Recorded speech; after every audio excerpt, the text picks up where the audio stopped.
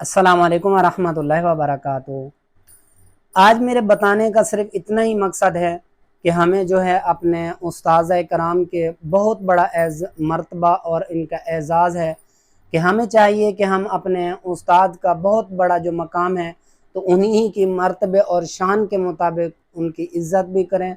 अदब व एहतराम भी करें।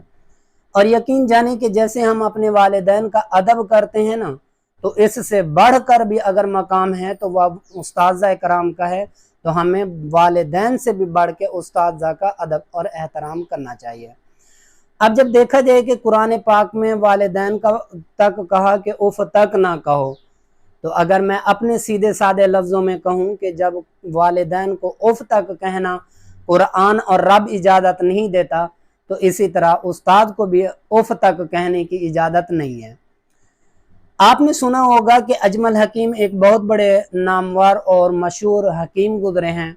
और जो हिकमत के बेताब बादशाह हैं, और जो लोग हिकमत का काम कर रहे हैं या जानते हैं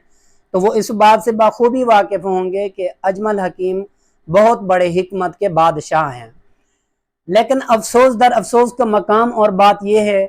कि इनको जो है यानी अजमल हकीम रहमतुल्लाह अलैह को कोई आलिम नहीं जानता, और इनकी कोई उलमा के अंदर लिस्ट भी नहीं है कि भी कोई ये जाने कि ये कितने बड़े आलिम थे और कितना बड़े नॉलेज और इल्म था। लेकिन जब मैंने इनकी तारीख़ का मुतालिया किया और मैंने इनके ऊपर यानी स्टडी की, सर्च की, तो मुझे जब पता चला तो मैं हैरान रह गया और अफसोस किया कि इतने बड़े मकाम के मालिक, इतने बड़े पायादार आलिम और इतनी बड़ी शोहरत रखने वाले, यानी एक जितनी इल्म था उनके पास, तो उनकी अगर शोहरत के आज चर्चे होते तो यकीन जाने कि आज बहुत बड़े इदारों के अंदर और बहुत बड़े मदारिस, बड़े बड़े जितने हैं, या विफाकुल मदारिस है या विफाक के जो हैं लेवल के ऊपर किताबें चलती हैं, तो उन्हीं मदारिस के अंदर विफाक की किताबों के अंदर भी अजमल हकीम रहमतुल्लाह अलैह की किताबें चल रही होती और दर्स के अंदर पढ़ाई जा रही होती। लेकिन जैसे मैंने पहले ही अर्ज कर दी कि बहुत बड़े अफसोस का मकाम गुजरा कि अशरफ अली थानवी रहमतुल्लाह अलैह के हम ज़माना भी गुजरे हैं और यही अजमल हकीम, और दोनों यानी हम पल्ला जैसे कहते हैं कि हम पल्ला ज़माने के अंदर दोनों का मकाम और मर्तबा था। अब अशरफ अली थानवी रहमतुल्लाह अलैह को हर बंदा जानता है, हर उलमा, हर तौलबा, हर चाहे दीन की फील्ड के साथ जुड़ा हुआ है या दीन की फील्ड से नहीं भी जुड़ा हुआ, तब भी वो अशरफ अली थानवी रहमतुल्लाह अलैह का नाम जानता है और उनका नाम का डंका बज रहा है। लेकिन जब इन्हीं के हम ज़माना के हैं अशरफ अली थानवी रहमतुल्लाह अलैह के अजमल हकीम, लेकिन इनको कोई नहीं जानता, तो अब हम अंदाज़ा कीजिए कि अशरफ अली थानवी रहमतुल्लाह अलैह के दौर के हैं, फिर भी उन्हीं के मकाम और मर्तबे तक पहुँचे हुए शख्स आज उनके नाम लेवा कोई नहीं है। वजह एक मर्तबा उनकी माँ जो है यानी अजमल हकीम रहमतुल्लाह अलैह की कोई मसला दरपेश आया, तो वो पूछने के लिए अशरफ अली थानवी रहमतुल्लाह अलैह के पास गए। तो उनसे मसला पूछा, अशरफ अली थानवी रहमतुल्लाह अलैह ने बखूबी बता दिया, कोई यानी एक ना शिकवा ना गिला ना कोई चीज़, कुछ भी नहीं। जब वो औरत यानी अजमल हकीम रहमतुल्लाह अलैह की माँ पूछ चुकी, सवाल कर चुकी, अशरफ अली थानवी रहमतुल्लाह अलैह जवाब दे चुके, तो ताज्जुबाना अंदाज में हैरान हो के कहा कि आप भला अजमल हकीम की वालदा नहीं है? तो उन्होंने कहा जी मैं उन्हीं की वालदा मोहतरमा हूँ। तो अशरफ अली थानवी रहमतुल्लाह अलैह हैरान हो गए, कहने लगे कि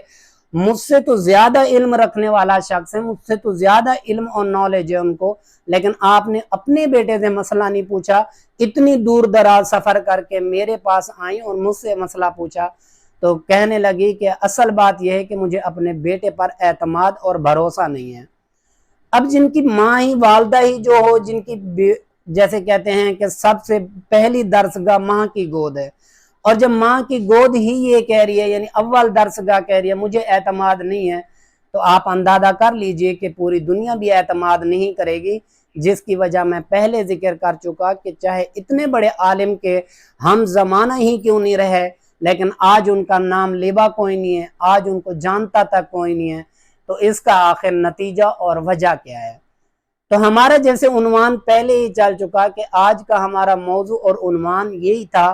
कि भी उस्ताद का अदब और एहतराम। तो अजमल हकीम रहमतुल्लाह अलैह की भी सबसे बड़ी वजह यही बनी کہ اشرف علی تھانوی رحمۃ اللہ علیہ کے یعنی ہم زمانہ تھے، جیسے میں پہلے بار ذکر کر چکا۔ تو اب وجہ یہ بنی کہ جو اجمل حکیم رحمۃ اللہ علیہ کے استاذہ تھے، ان کے پاس ایک شاگرد آیا، اور ان دنوں جو تھے وہ امتحانات کے مقام تھے، یعنی امتحانی سلسلہ چل رہا تھا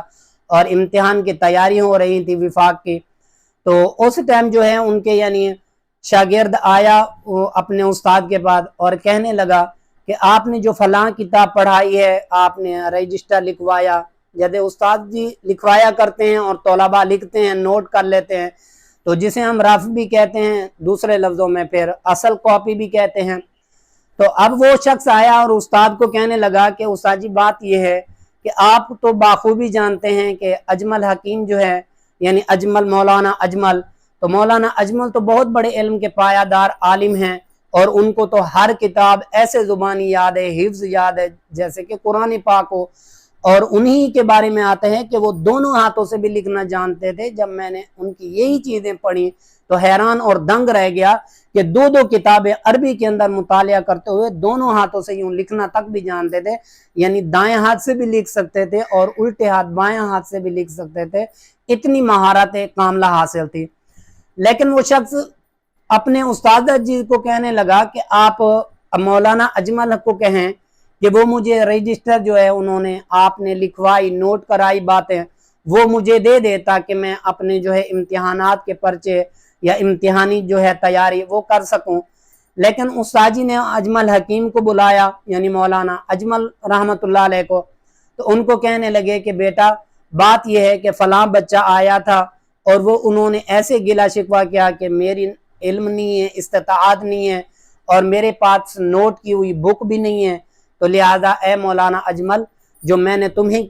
لکھوائی تھی باتیں، جو میں نے تمہیں رجسٹر لکھوایا، جو آپ اسباق لکھتے رہے، وہی اگر رجسٹر آپ مجھے دے دیں، میں اس بچے کو دے دیتا ہوں، وہ امتحانی تیاری اپنی مکمل کر لے۔ تو آگے سے اجمل حکیم کہنے لگا استاد جی میں آپ کو نہیں دے سکتا، کیوں؟ کیونکہ وہ میں نے لکھی ہے اور وہ میری لکھائی ہے، میں ایسے ایرے غیرے نتھو خیرے کو کتاب نہیں دے سکتا کہ آپ کسی کو بھی دیتے جائیں اور وہ کہاں مجھے گم کر دے اس کتاب کو، مجھے لوٹائے نہ لوٹائے، پھاڑ دے۔ تو یعنی اجمل حکیم نے ایسی دل جلانے والی باتیں کی کہ ان کے استاد جی افسردہ ہوئے، لیکن لاسٹ کے اندر ایک بات کہی کہ اجمل اگر آپ وہ مجھے کتاب دے دیں تو اگر وہ اس کتاب کو کچھ بھی ہوا، یعنی اس رجسٹر کو، تو میں اس چیز کا ذمہ دار ہوں کہ میں آپ کو دوبارہ لکھ کے میں دوں گا۔ تو آگے سے اجمل حکیم نے کہا استاد جی معذرت کے ساتھ کتاب آپ نے نہیں لکھی، رجسٹر میں نے لکھی ہے، لہذا میں آپ کو نہیں دے سکتا۔ تو وہاں سے وہ چلے گئے، اجمل حکیم روانہ ہو گیا اپنے گھر کی طرف غصے کے عالم میں، استاد جی سے تو طرح جیسے تک یعنی ایک ناراضگی والے عالم کے اندر، تو چلے گئے۔ اب اجمل حکیم کے جب جانے کے بعد استاد جی نے پیچھے سے ایک ہی جملہ کہا کہ اجمل حکیم یاد رکھ لینا کہ تمہاری جتنی بھی علم ہوگا، جتنی بھی کتابیں ہوں گی، صرف تم تک محدود رہ جائیں گی، کوئی ان سے نفع اٹھانے والا نہیں ہوگا، نہ ہی ان سے کوئی فیوز اور فیض حاصل کر پائے گا۔ جتنی بھی علم حاصل کر لو صرف تمہاری اور تمہاری قبر تک ہی محدود ہوگا، اس کے علاوہ نہیں ہوگا۔ تو اب وہی نتیجہ نکلا کہ استاد جی فوت ہو گئے، انہوں نے بہت بڑا خزانہ علم کا کتابیں لکھ کے چھاپ ڈالی، اور بہت بڑے بڑے مکتب سے انہوں نے رابطہ بھی کیا، کتابیں بھی چھپ گئیں، لیکن افسوس در افسوس کا مقام رہ گیا کہ کتابیں نہ کوئی خریدتا، نہ کوئی پڑھتا، نہ کوئی ان کو اٹھاتا۔ اور پھر اس سے جب وہ بیزار ہو گئے، تنگ ہو گئے کہ میرے علم سے تو نہ کوئی فائدہ اٹھا رہا ہے، نہ کہیں پڑھائی جا رہی ہیں، نہ ہی اسے کوئی علماء ایکسیپٹ کر رہے، قبول کر رہے، تو انہوں نے پھر دوسرا رخ اپنایا، اور وہ تھا حکمت کا۔ تو حکمت کے اندر جب ادھر سے ٹھوکر کھائی تو اب حکمت کے جہاں ان کے استاذہ تھے ان کی بہت عزت بھی کرتا، ادب بھی کرتا، احترام بھی کرتا، جس کی وجہ سے آج حکیم اور یعنی حضرات وہ تو جانتے ہیں کہ اجمل جو ہے حکمت کا بے تاج بادشاہ ہے۔ حکمت کے اندر ان کی کتابیں تو چل گئیں، یعنی انہوں نے اپنے استاذہ کا ادب احترام کیا، لیکن جب اپنے علماء استاد کی یعنی گستاخی کی اور بے ادبی کی تو ان کی کتابوں سے نہ کسی نے نفع اٹھایا، نہ ان کو کسی نے پڑھا۔ تو بعد میں وہ اپنے استاذہ کی یعنی جو عالم تھے ان کی قبر پر جاتے زور و قطار روتے اور توبہ کرتے، استغفار کرتے، ان سے معافی مانگتے، گڑ گڑاتے. لیکن وہی بات ہے کہ جب کیا افسوس کرنا، کیا پچھتانا جب چڑیا چگ گئی کھیت. تو جب زمانہ ہی ختم ہو گیا، وہ وقت ہی ختم ہو گیا، وہ ایک چیز ہی چلی گئی، تو اب پچھتانے کا کوئی فائدہ نہیں. تو اجمل حکیم یعنی مولانا اجمل ساری زندگی اپنے اسی پچھتاوے کے اوپر ہے. آج بھی اگر آپ لوگ سرچ کرنا چاہیں، اس کو ڈھونڈنا چاہیں، اس کا یعنی اسٹڈی کرنا چاہیں، تو آپ کو ان کی بے تحاشا کتابیں ملیں گی جو اس دینی مدارس کے طور پر لکھی گئی ہیں اور دینی مدارس میں پڑھنے پڑھانے کے بہت بڑی نایاب اور کام آنے والی ہیں. لیکن کوئی بھی عالم ان کی کتاب کو نہ اٹھانا گوارا کرتا ہے، نہ خریدنا گوارا کرتا ہے. وہ کتابیں نہ جانے کہاں گئیں، کہاں رہ گئیں، کہاں چھپی، کہاں گم ہو گئی، یہ میرے رب اور رب ہی کی ذات جانتی ہے. لیکن ہمارا جو آج کا ٹاپک اور مقصد تھا وہ تھا استاد جی کا ادب اور احترام. اگر ہم ادب کریں گے تو ہم کوئی مقام کسی بھی فیلڈ کے اندر ہوں، ہم ہر حالت کے اندر جیسے کہتے ہیں ہمیں کامیابی ہمارے قدم چومے گی. لیکن جب ہم اپنے ادب اور ماں باپ کا ادب احترام ختم کر دیں گے تو ہمیں دنیا میں کے اندر بھی رسوائی اٹھانی پڑے گی اور آخرت کے اندر بھی رسوائی اٹھانی پڑے گی. یہی دو پہلو تھے کہ اشرف علی تھانوی رحمۃ اللہ نے اپنے استاذہ کا ادب احترام کیا. آج مدارس کے اندر ان کی کتابیں گونج رہی ہیں، عام نالج اور اسٹڈی کے لیے، یعنی عام طبقہ بھی ان کی کتابیں پڑھ بھی رہا ہے، پڑھا بھی رہا ہے. لیکن اجمل حکیم، مولانا اجمل حکیم کی نہ تو کسی بازار کے اندر کتابیں ملتی ہیں، نہ کسی کتب خانے کے اندر کتابیں ملتی ہیں تو ان کی صرف ایک حکمت کی کتابیں ملتی ہیں. تو آپ سے گزارش ہے کہ اپنے استاذہ کا جتنا بھی ہو سکے اپنے استاد اور والدین کا بھرپور ادب اور احترام کریں، دنیا آپ کے قدم چومے گی. جزاک اللہ. اللہ آپ کو جزائے خیر دے.